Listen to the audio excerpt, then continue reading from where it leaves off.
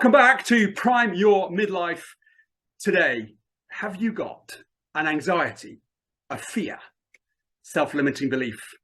Well, this guy here, Jon Skelton, is a clinical solution focused hypnotherapist or psychotherapist.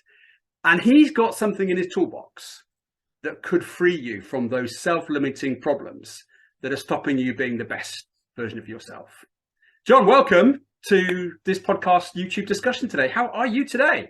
I'm very good. Thank you, Chris. Thank you very much for having me. Okay. Now, are you going to kind of swing the little pen back and forth, or are you going to ask me to keep my eyes on this and suddenly you're going to descend me into a trance? Or not today, mate. Not today. That's a secondary skill. That's not what you are. That's what a hypnotist is it not? That's a hypnotist. I am a hypnotherapist. So no, I am in no way, shape or form trained to get you to do anything that you don't want to do. And if I picked up this cushion, that's here, you can make me hug it and make it feel like it's the best babe that I've ever met? Only if you want to. There's a clue though, isn't there? Only if I want to. Exactly. Is that fair though, that hypnotherapy, it does come with a little bit of investment in that a client that goes to you, they need to be invested into the solution that you're going to give them? Not the solution I'm going to give them. It's the solution that they create for themselves. Okay. So people that come to me with whatever they come to me with, it's about plotting a journey through getting them to where they want to be as opposed to where they currently are now. I don't do anything to them. They put the steps in, and the other stuff that I do helps. A lot of the men that I have on this platform and who are listeners, they might associate themselves with the word crisis. And in fact, around the world, midlife crisis is a term that a lot of people use to describe the messy middle as we go through midlife. What about you, Jon? Are you a crisis type person in terms of midlife, or are you more of a mindset advocate about midlife problems? Very much a mindset. I don't believe in the word crisis. I think I believe in the word crisis when it's a relevant word. To have a midlife crisis, I think, is detrimental to the decisions that people are making. I think crisis leads into there being a problem, and not all the decisions that people make in a midlife crisis are for a problem reason. I believe that everybody has a path. Just because you've got to your midlife and decided that your car needs upgrading, or you want to buy a Harley Davidson, which tend to be the common sort of associations for that sort of time in life. As long as it's right for you and it works with the people around you, I don't consider it a problem. It's only a problem if it becomes a problem. But it is a behavioral thing, isn't it? Something's happening in the subconscious mind, or even in the conscious mind, that we are now very much more mindful of our memento mori, and that suddenly we are in midlife and we can see where we come from and where we're going, and we see that there might be less time ahead of us than we've got. And this can trigger some really serious behavioral patterns. Why do we do what we do by way of behavior, Jon, from the mind perspective? So essentially we've got two parts of our mind. We've got the conscious mind and we've got the subconscious mind, which you've already talked about, but we've got the intellectual mind and the primitive mind. So people that have read around this or even stumbled across it, you've got books like The Chimp Paradox, references to the lizard mind. In my line of work, they're all the same, but we call it the primitive brain. And it's essentially the brain that our ancestors had before our intellectual brain evolved. And within that primitive brain, you've got the fight, flight, or freeze responses. So your survival responses, very much governed by the amygdala, the hippocampus, and the hypothalamus. And they are they are directing you to respond in a primitive way if you're not in your intellectual mind.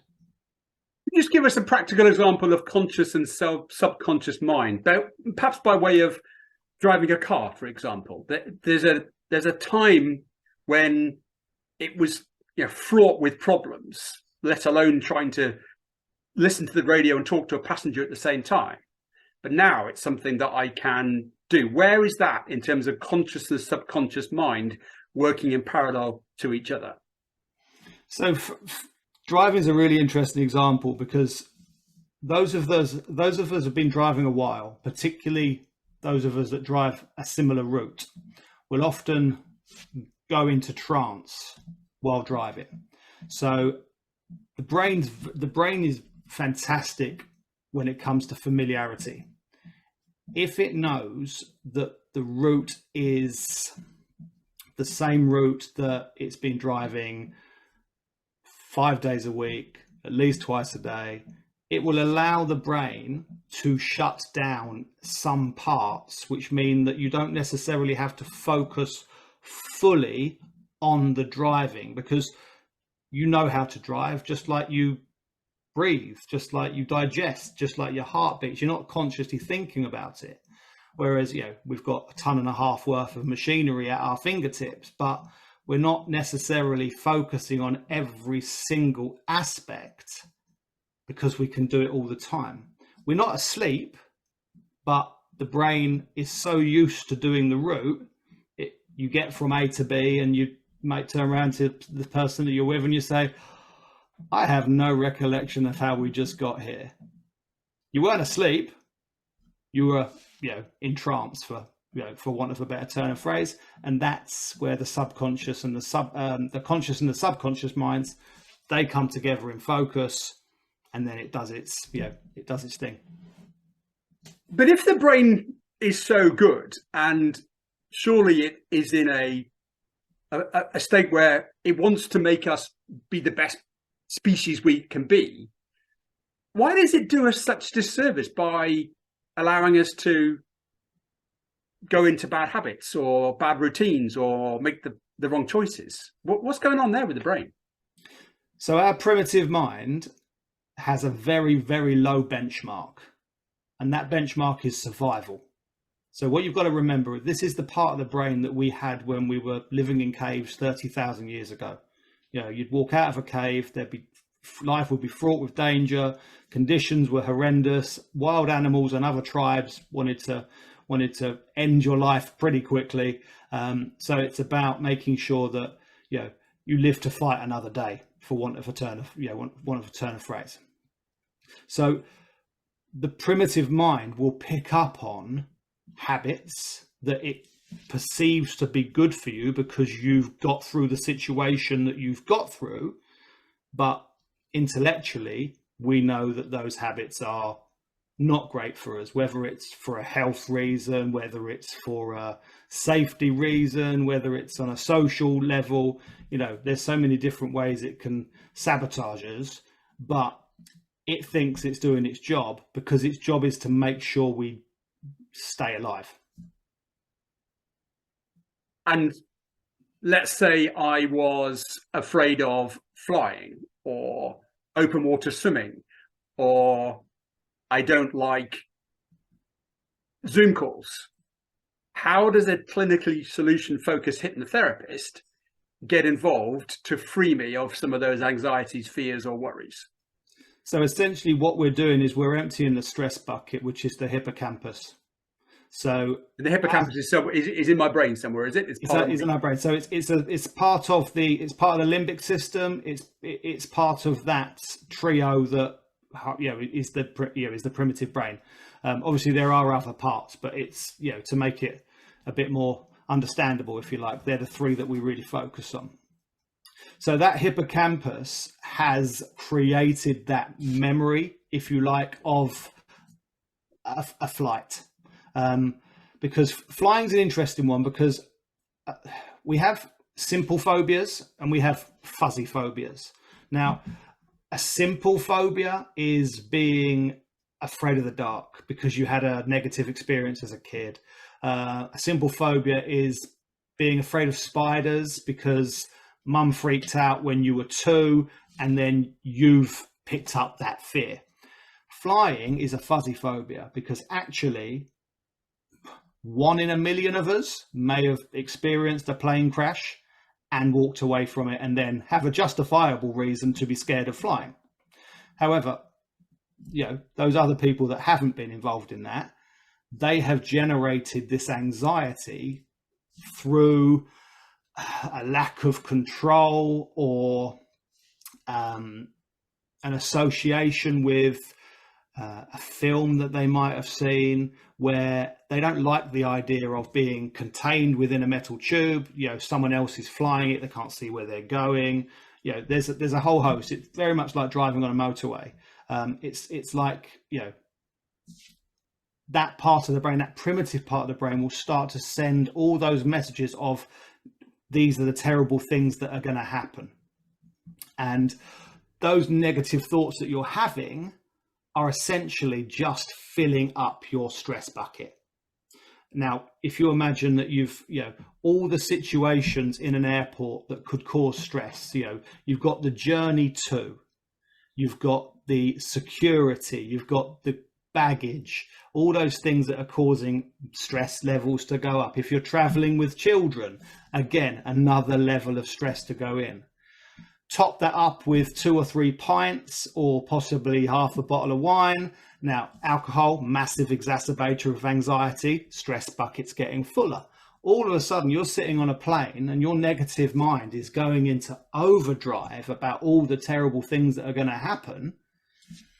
Your rational, logical brain that knows that you've got more chance of being killed by a bee sting than being involved in a plane crash is so out of reach at that time, it just builds and builds and builds, and a panic attack will happen where, and that can be something as simple as hot and sweaty palms, heartbeat beating, going a bit faster, or, full blown having to breathe into a bag just to get your breath back kind of thing, because the primitive mind thinks that we're going to die.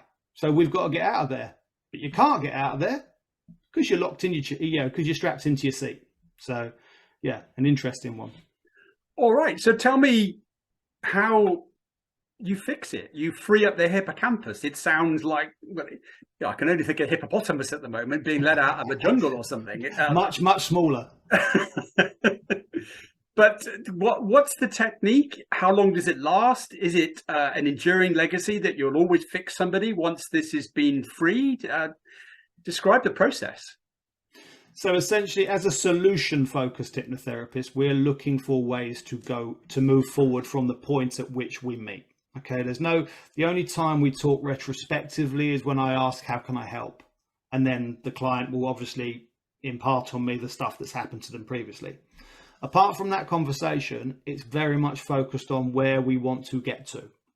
So whether it be something like a fear of flying, whether it be general anxiety, maybe some depression, addiction.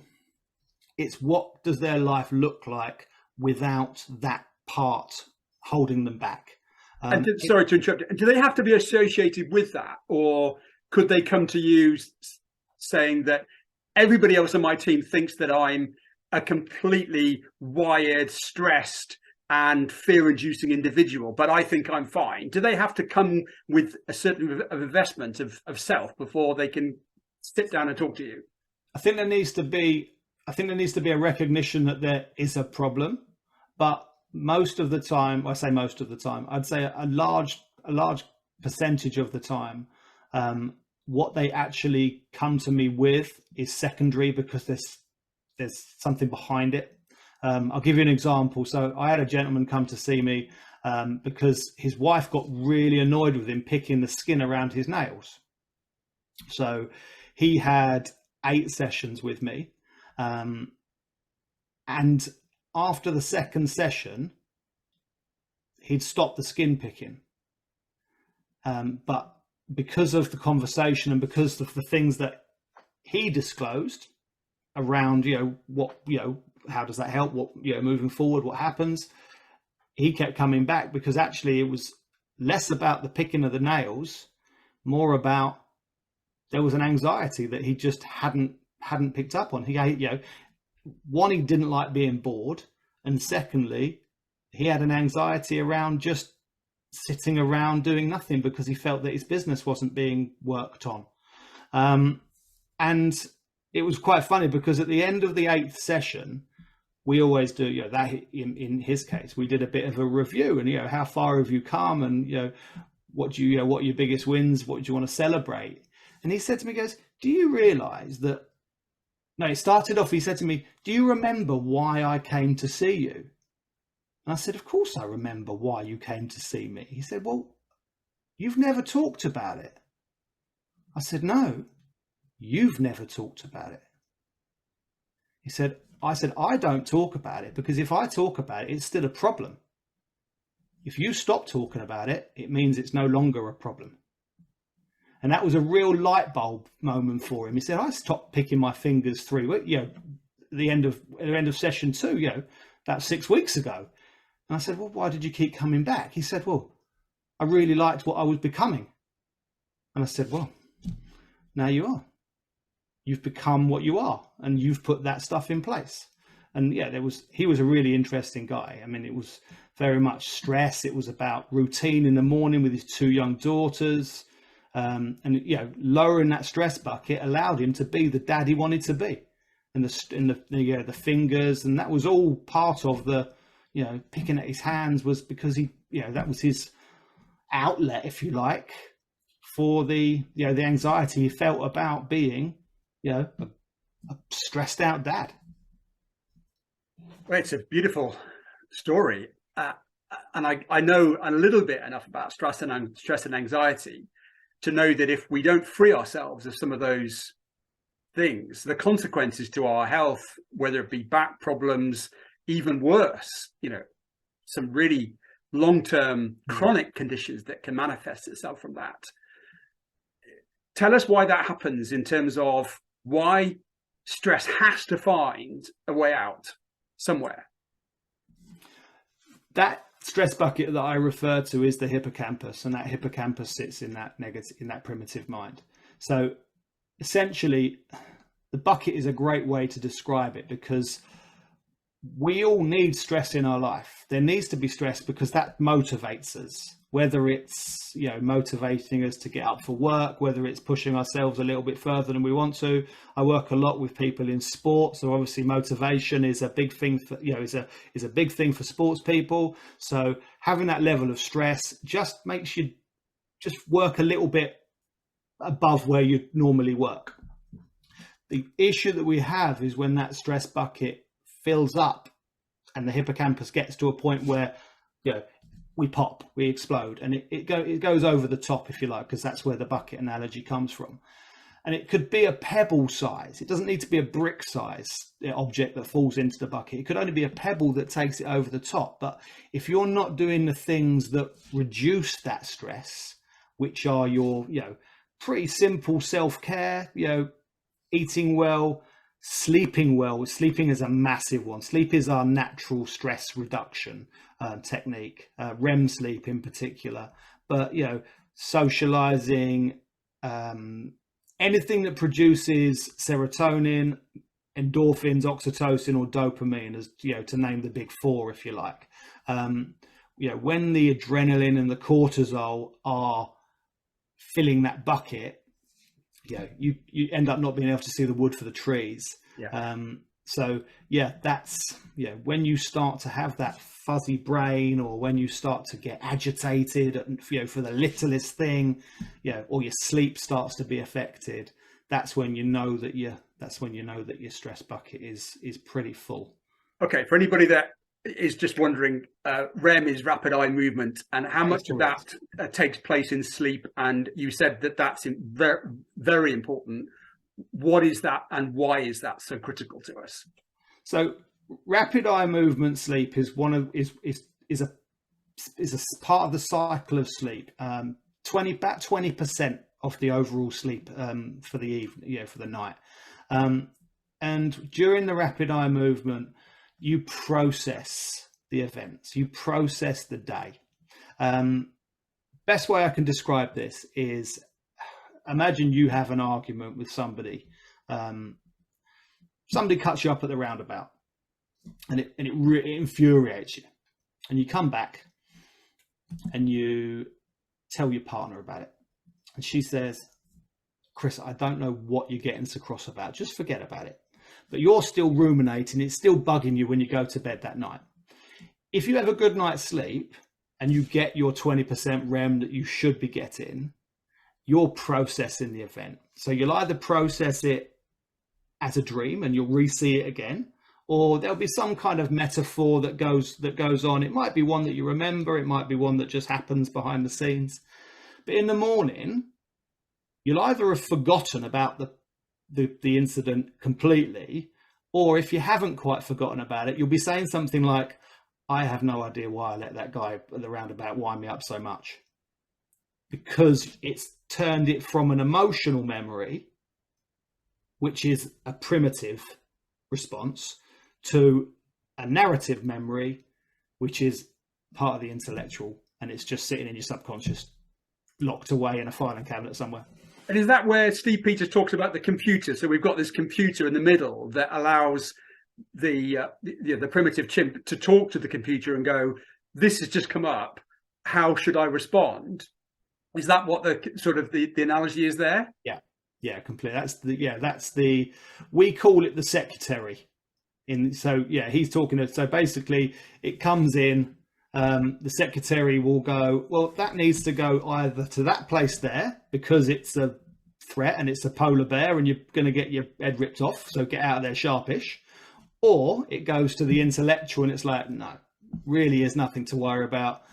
Let's just crack on with our day. The stress comes in where if that stress bucket is so full, secretary can't do her job and everything goes to the primitive, because that's the quickest and most efficient way to keep us alive. I love that analogy. I haven't heard of that before. Let's say we haven't got a secretary that's efficient and able to compartmentalize things in that way, and they obviously come to you and you're going to free up their hippocampus. What exactly is it you're doing? Are we in trance? Are we awake? Are we asleep? Describe the process, if you can, Jonathan, without giving away all of your mechanics. So essentially, my session will follow an element of positivity. So I invariably will always greet my client, whether face-to-face or online, with what's been good. There'll always be a bit of a chit-chat. So, for example, you've got a nice plant in the back of your screen, so I'll say, what's that plant? That's an interesting plant. Breaks the ice a little bit, rather than them sitting thinking, oh my God, I'm on a screen, I've got to talk about my brain in a minute. puts them at ease. And then I'll ask what's been good, because every positive thought or every positive action that you can identify just releases a tiny bit of serotonin, and that makes you feel better. It naturally makes you feel better, and it gets you into your intellectual brain, particularly if you're in your primitive brain already. So once we've done that, I'll be looking for between 7 and 10. And if they're not particularly forthcoming, I might need to put a little bit of pressure on them and dive deeper into some of their answers. But in there, usually we get at least 7, because I can try and work on 1 a day, which is bare minimum, absolute bare minimum. Doesn't have to be groundbreaking, doesn't have to be explosion causing positivity. It could just be, I had a really nice brew. Or the shower felt great this morning after my run. Anything that's just positive. And then from there, we have a bit of a revision about what we, particularly around the area that they've come to see me for. So we called it brain revision and sort of link it to the reasons why things are happening. And then we do something called scaling. And scaling is 1 to 10. Very simple, 1 to 10. 1 is the very lowest. Sometimes maybe a little bit crassly, you're standing on the edge of the on the edge of the precipice, and 10 is everything is exactly how I want it to be. I don't believe in perfect, because as a sportsman, there's nothing is ever perfect. You can always do something better, but it is at the current time, everything is just as I want it. And depending on their answer, early on in the process, the answers are usually towards the one. Very, very rarely are they one, but at that lower end. And it's all about getting them to move one scale towards the one level up the scale. And it's single increments, because all we want to do is put things in place that improve their outlook, maybe put some new habits in, try and replace some old habits that haven't been working or have held them back a little bit. So invariably it will be, where are you on your scale today? Oh, I'm a 4. Okay, well, if you went to bed tonight and a miracle happened and tomorrow morning you woke up a 5, what will be the first thing you notice? And 9 times out of 10 it will be, I feel less anxious, or I feel happier, and whatever it is, followed by, well, what difference does that make then? Well, I'd be able to get up and go about my day. Okay, well, what difference does that make? Well, I'd have a positive outlook. Okay, why is that important? Because I don't want to feel negative anymore. And we build and we build and we build until we get to an action. And it's a single action that they will be able to do that day, the next day, that starts them moving towards that 5 or that 6 or that whatever number it is. And that's the thing that they put in place for themselves. And that one domino, if you like, usually falls, and then everything else falls with it. If it's an anxiety thing, it might be particularly. I was working with a guy around social anxiety, and he's second or third session. I said, so what one thing are you going to do today that you would, that are going to move you towards that next number? And he said, I'm going to walk into my local bar and I'm going to order a beer. Okay. So what's that going to change? Well, that shows me that it's just my mind that's making me feel anxious, as opposed to anyone in that bar. Mm-hmm. Mm-hmm. And the great thing about this is, I don't check up on people. So when that fella came back to me the next week, I didn't say to him, tell me about the bar, because if he hadn't done it, he'd have felt like he'd failed. Mm-hmm. But I'd expect to hear it in his what was good. So what's been good about your week? I went to that bar. Brilliant. And that's the one little thing. And I mean, that's an example about social anxiety. It could be anything. I mean, I worked with a uni student who just couldn't get up and go to lectures. Just couldn't get up in the morning and go to lectures. So hers were very much so. What are you going to do? Well, I'm going to listen to your recording when I first wake up in the morning, which will put me in a positive mood, which means that I can get up and I can go to my session. And what about all things like PTSD or OCD? Are these all other fragments of the mind that are slightly broken that your solution can also fix? Yes, absolutely. Yeah, PTSD is a big one. Difficult one in respect of PTSD are flashbacks and memories of something that's happened, where we don't talk about it as don't tell me about what's happened. I don't it's not, oh, don't tell me about this, and tell me about that. It's about, what do you want your life to be like without it? Mm-hmm. Let's create this let's create this preferred future of what it will be like when you don't have PTSD, or when you can manage your OCD. Because a lot of the time, I'm not a doctor that takes things away from people. I'm a hypnotherapist that helps people create what they want their life to be moving forwards. And more often than not, Chris, just understanding why their brain works the way it does starts the change. Because it's like, I just did not realize that my brain would do that. It's always a real mind blow when I tell them that we have between 60 and 80,000 thoughts in a day. Yeah, it's constant, always. And I refer to it like bandwidth. If you are tuned in to the negative bandwidth, you're only ever going to notice the negative thoughts. So how do we retune your radio so you're noticing the positives? And we talk about techniques like reframe, acknowledging the negative thought, but then looking for evidence. Okay, prove it. Prove what you've just told me is wrong, or prove you tell me, that those people don't like me. And it's about sort of, that's the habit. You're changing your habit rather than believing what you perceive to be true because it's come from your brain. Must be true. It's come from inside me. Yeah. No, it's almost like a standalone. And what about addictions where the reward is so high from the thing that you are consuming, whether it be, cocaine, crystal meth, tobacco, alcohol, porn? How can you fix that one where the brain just goes, this is good, I'm liking this, give me more of that? So all of the things that you've just described produce massive amounts of dopamine. Now, dopamine is a naturally produced neurotransmitter / hormone in the body. So we, again, creating a preferred future. If they've come to me to get rid of one of those things that you've told me, it means that they're invested in changing. Okay, so what can we find, or what do you want to do that produces the same amount of dopamine that you'd get? We can use techniques. We've got things like the rewind and the reframe. We can use those to remove memories around certain things. That's good for phobias, but also addiction as well, because you can use the reframe to create this version of how you want things to be. So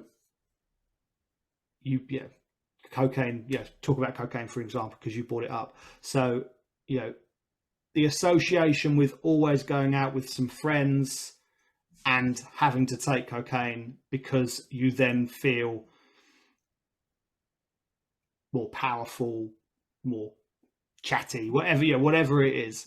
So we create that memory of, what would it be like to go out and socialize in that environment and not need to take that. And we might do that once, we might do it 10 times. It's up to the client. But we can create a memory, and we can input it, if you like, into the subconscious. So that feeling of needing to take the drug isn't there anymore. We can, he's got something else, or she's got something else that they can use. But when you hear somebody say, I mean, thank you for that. It makes rational sense to me. Mm-hmm. When you hear somebody say, I've checked myself into rehab, or he's in rehab, and sometimes they might be there for 100 days.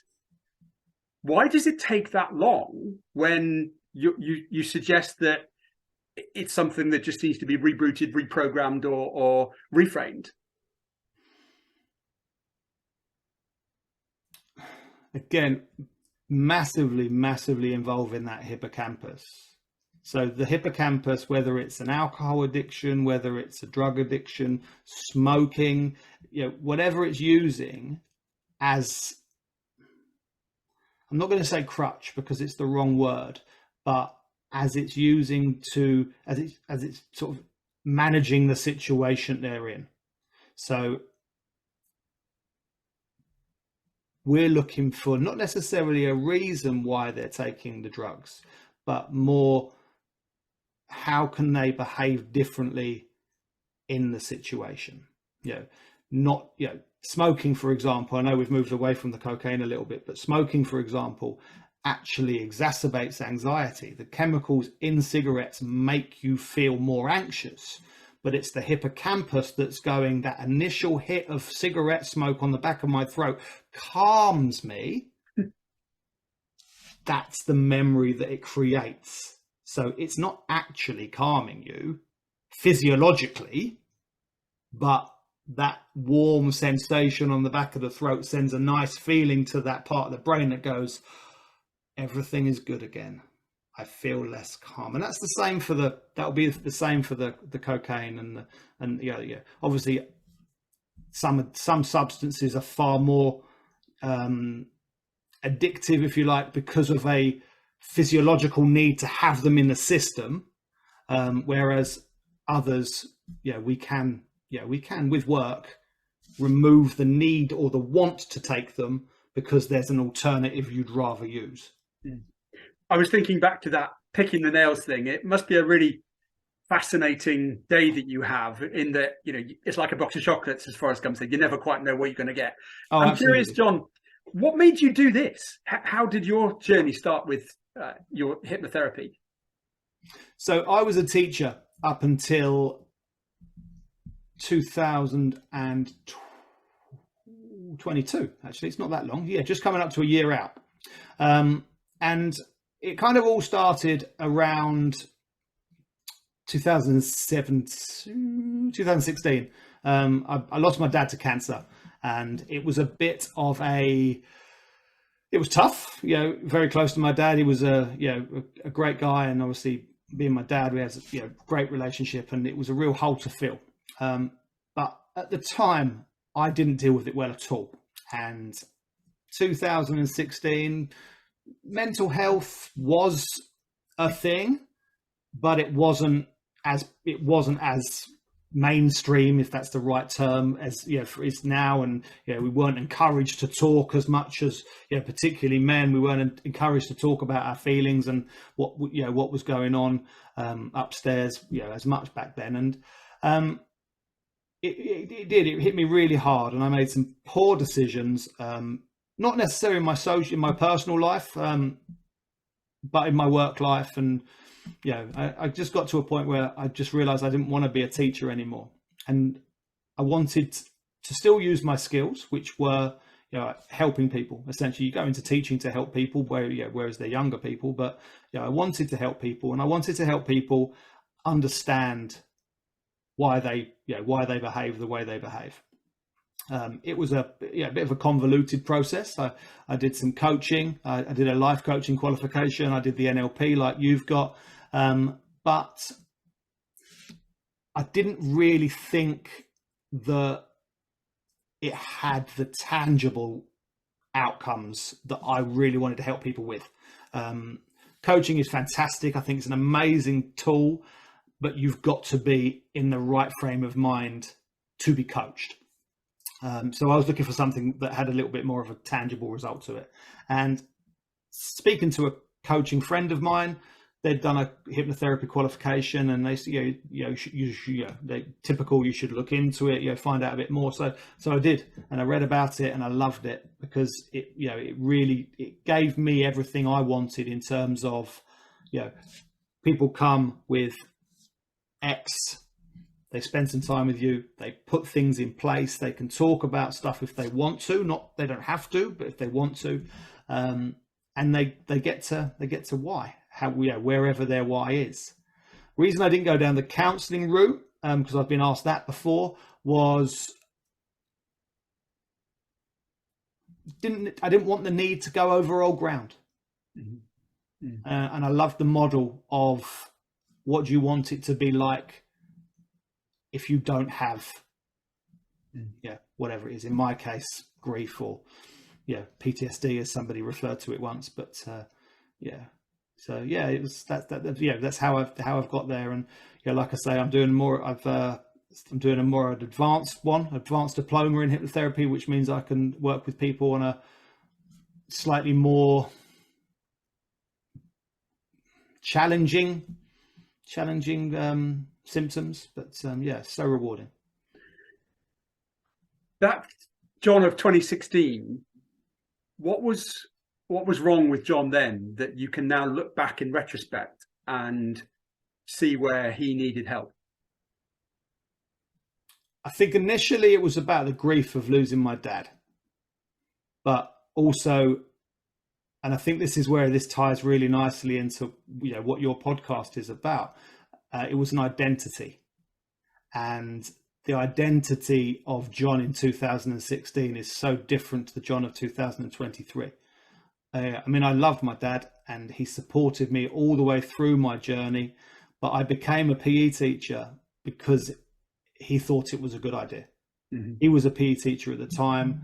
I had worked with him in some sixth form stuff when I was doing my my A levels, and I wanted to be a sports journalist, but in typical schoolboy fashion, I played far too much rugby when I did my A levels and not enough study, and didn't get what I needed. And it was a case of, why don't you become a PE teacher? Being 18 and not clue what I was going to do anyway, I said, that sounds like a good idea. I get free Wembley tickets. Yeah, let's do it. So I went to uni, created a career, but there was always that nagging thing in the back of my mind, as I never really wanted to do this. This isn't really what I wanted to do. And I got to 36 and, Dad passed away. And once I'd sorted myself out in terms of, my mental headspace, in terms of what I really wanted, I knew it wasn't to do that. And that period in my time, that period in my life was a time where I was able to make some decisions with clarity about how I wanted to move forwards. And doing what I do now, I wouldn't look back, I wouldn't go back, not in a million years. And it's amazing how many times sometimes you can ask people, if you look back at your past and you were given a chance to, cut and paste and erase the things that were so transformational for you by way of pain that then led to Phoenix from the Flames type. Some people say, do you know what? Actually, I'm happy to leave that there as a memory, because from that low point, it enabled me to catapult myself into a higher state of self-being. Fascinating. And did you do any work on yourself by way of a hypnotherapy type qualification to try to get rid of some of those emotions of grief or loss or sadness? No, sadly I didn't, which is why I think it took probably longer than it needed to. I mean, it was 7 years last March, and I would say it took 4 years.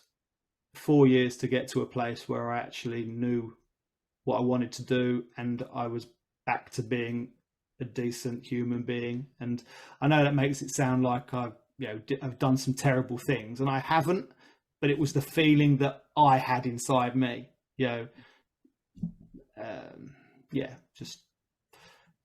I'd say 4 years. And I think if I knew then what I know now, and not necessarily just about hypnotherapy, reasons why our brains do what they do, that's a neuroscience thing. Having that better understanding, I'd have been able to put things in place, spoken to people that I needed to speak to, looked after myself, not got stuck into bottles of red wine because I thought that was the right thing to do, as opposed to doing things that were far more, I think, wholesome is the word that people use now. Sure. Well, I'm intrigued. What are some of the things that you now look to try to make you feel as though you are treading a path that is more fulfilling for you and more positive for you? So in hypnotherapy, we refer to the 3 Ps. That's positive actions, positive interactions, and positive thoughts. Now, obviously, positive actions are anything that you can do that make you feel better. Now, that might be exercise, that might be helping out with volunteering. I don't do a lot of volunteering because I'm quite a busy guy, but when I do get a chance to volunteer, there is a release of a neurotransmitter. That's where you get your validation from, that internal gratification of, that's a really nice thing to do. And this is what I talk about with my clients. Positive action is anything you do that makes you feel better. And then you've got your positive interactions. Now, we're social creatures. When we lived in tribes, and when we talk about the primitive brain from 30,000 years ago, we lived in tribes, and our tribes were the reason we stayed alive, because we hunted and gathered together, we clothed each other, we had to have families because that was the only way the tribe was going to keep going. And that, again, massive producer of serotonin. If you consider the opposite of being in a tribe to isolation, one of the first real check-ins, if you like, for somebody that is struggling is they remove themselves from their family and their friends, because isolation is the worst thing that can happen to a human being. Yeah. You know, even in the penal system, you know, pretty much the worst punishment that you can have in prison is solitary confinement, because it takes away that human need to be part of a group. And all right, I'm just going to go. I just want to pick up on, because positive action, I'm getting a sense of almost conflict with that, because let's just say this morning I did a LinkedIn post and I feel it's a positive action, and then I'm looking for affirmations that people have seen it and shared it and liked it, and that then happens, and then I think, oh, that was good, that felt good, and that's a positive action. I get a positive reaction to what I've done, and then I want to do more of that. How does positive action get ring-fenced with positive consequences that also are good for me as a human being? My first question to you would be, what was wrong with doing the LinkedIn post? You said the positive action was making the LinkedIn post but then you talked about you were looking for validation, and you were looking for likes. Well, all right. I'm kind of okay with that. Let's just go into something even more sinister then. Let's just say it's a porn and positive action. I watch something. I don't do this, by the way, and it gives me a sense of that's nice, but then I want more of that, and the brain goes, that wasn't good enough. I now want to go even more deep on. Apologies. I want to go even further on consuming more of this, because my brain's got used to it. And now I'm pursuing almost an addictive personality to consume something that's given me a positive reaction, and therefore I could consider it a positive action. But actually, it's not, because I'm now going to be addicted to something that is hugely wrong for all of my relationships and life. I completely agree. I completely agree with everything you've said, because porn isn't a positive action. Watching porn is not a positive action. You can't. Porn essentially, to coin James Clear and Atomic Habits, is creating a fantasy of something you can't have. You know, the reason porn is created the way it is to create for you in your mind something that is so out of your reach, it becomes, that's why you watch it, because it's taking you, it's escapism. It's, there's so many different things, but the porn is the dopamine that, the porn creates the dopamine. The addiction to porn comes because it creates the dopamine in your brain, and that's why you go back to it, because it makes, it's that, positive action from my perspective are, I'm going to use that word again, wholesome things, wholesome things that you can do that make you feel better, produce serotonin, not fake dopamine, which I get all of that. The bit that I'm sort of, conflicted by is, how does you, as the specialist solutions focused hypnotherapist, get me to understand that what I think is a positive action is making me feel good actually is one that is not wholesome and is wrong? That would come in the brain revision part of the session. Okay. So, it may, if that was what you'd come to see me about, and we were talking about, we'd be talking about the brain, we'd be talking about, this dopamine that's produced because of the hippocampus picking up on that feeling and wanting to replicate that feeling again. That's why people watch it and they go back for more and more and more. Actually, if we could get our dopamine from somewhere else, what would you do instead? Mm. Where else can you get your dopamine from? And that's the not the light bulb moment, but education in what I do is as important as the actual hypnotherapy part of it, because if they knew the damage that was happening, they probably wouldn't be doing it. Mm. Mm. And if they were happy with it, they wouldn't have contacted me for help. Well, no, but fundamentally the brain is lazy, isn't it? It likes Yes. and it goes to the least path of resistance, and whatever is easy for it, it'll go, I'll have some more of that, please. Yeah. And so the miracle questions, we call it, is about creating new habits, new behaviors, new routines that make getting to that next level or that ultimate level achievable, as opposed to still sticking with the whatever you did worked and you survived, well, we'll do that again. Let's just say people are intrigued. First of all, where can they go to find out about you?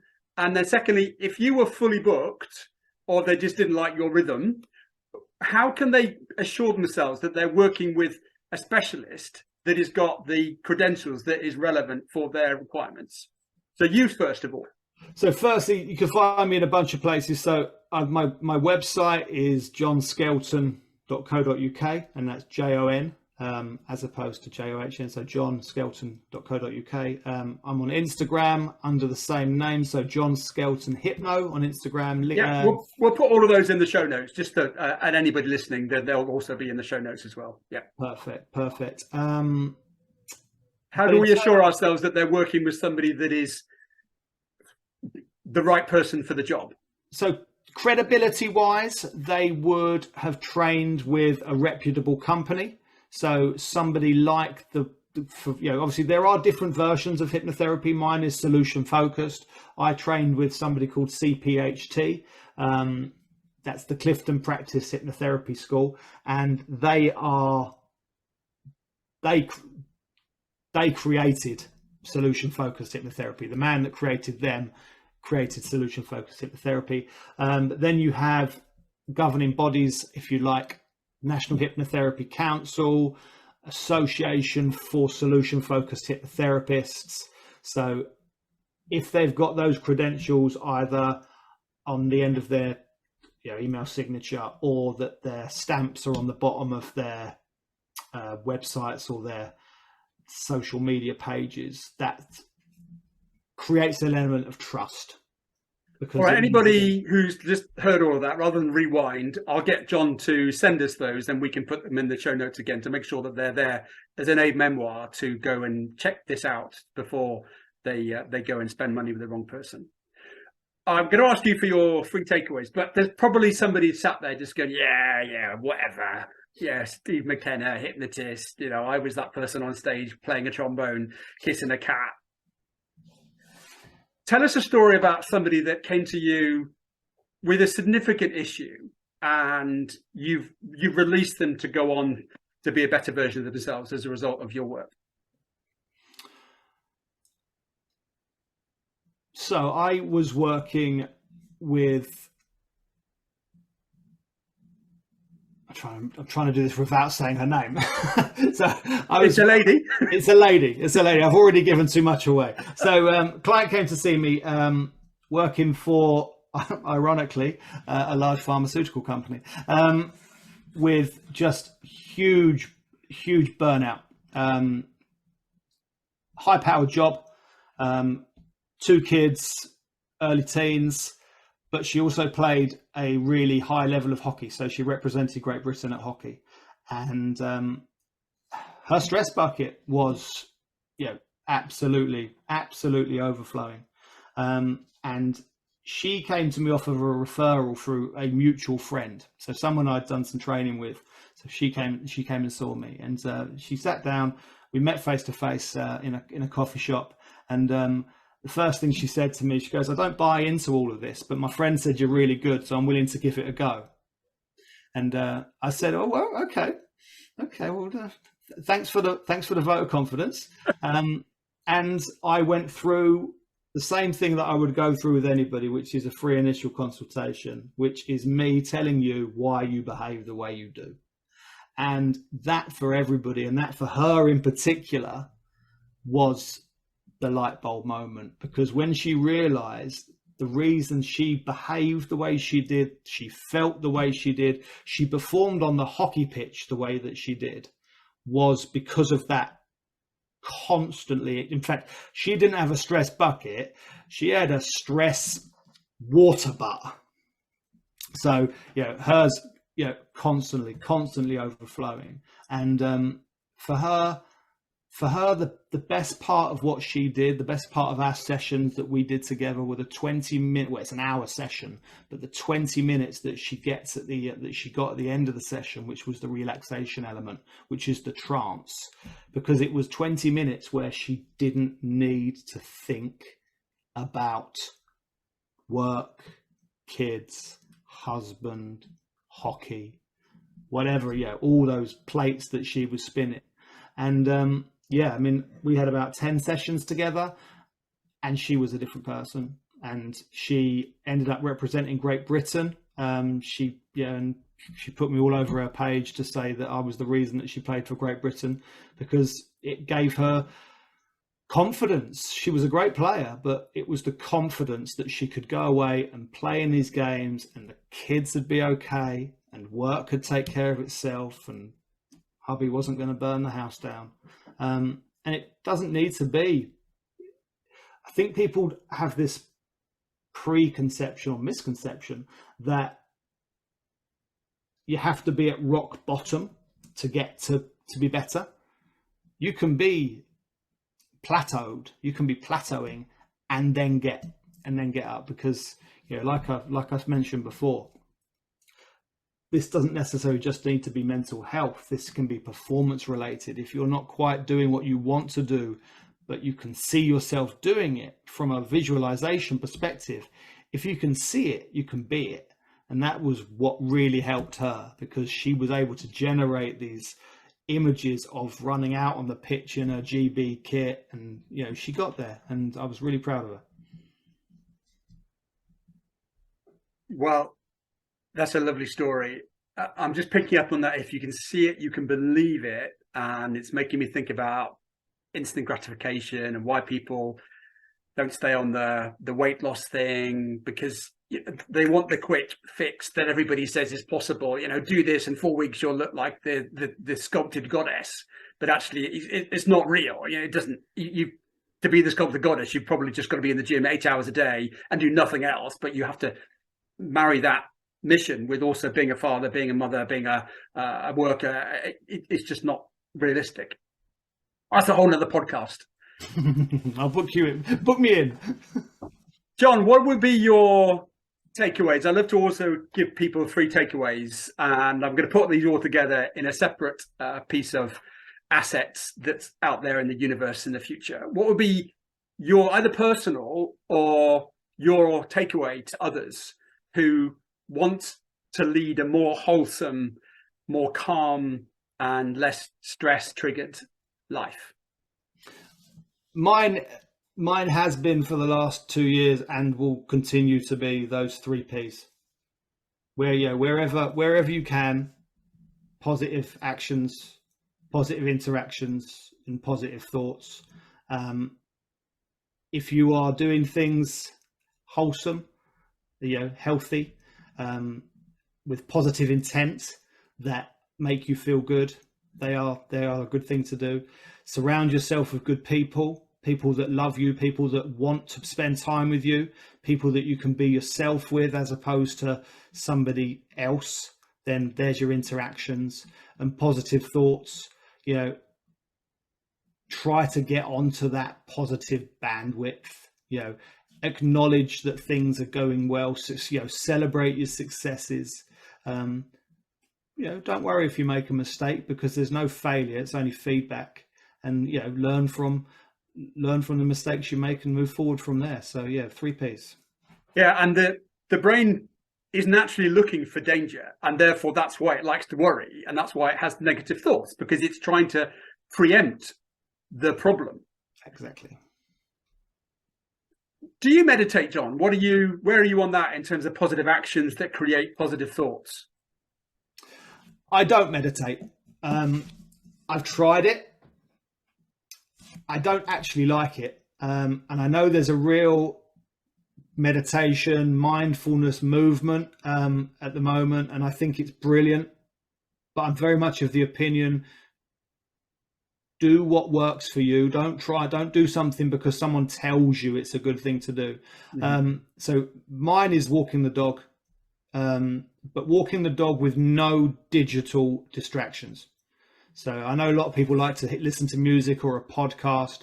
I'm very lucky. I live in a relatively rural area, so I can go out for as long as I need to with me and the dog. And if I have stuff to think about, I'll think about it. But if I can just walk and acknowledge, I guess it's walking meditation, if you wanted to add the meditation into it, and try and just not to think about stuff. Just enjoy the fact I'm outside. If it's raining, acknowledge the rain. If it's a beautiful day like today, get out and just enjoy the sunshine and let it do what it's naturally there to do, without those thousands of things going on that a phone will allow you to get yourself involved in. Yeah, thank you. It is, as you say, do what works for you, but make sure it's a positive action. Yes, exactly. Yeah. Okay.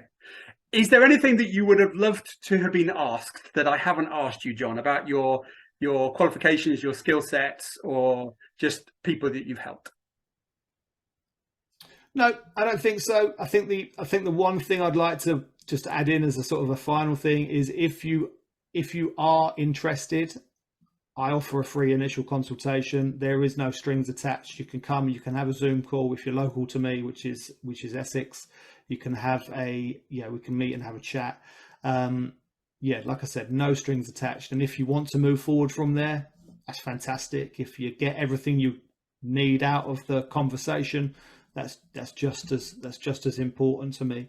But any cynics out there, just try it, because an element of cynicalness, is that the word, cynicalness, it comes through a lack of understanding or misunderstanding about a situation. So let the knowledge let the knowledge guide you in terms of what's right for you and what's wrong for you. Yeah, nicotine's a very highly addictive substance, but so might hypnotherapy be. Thank you.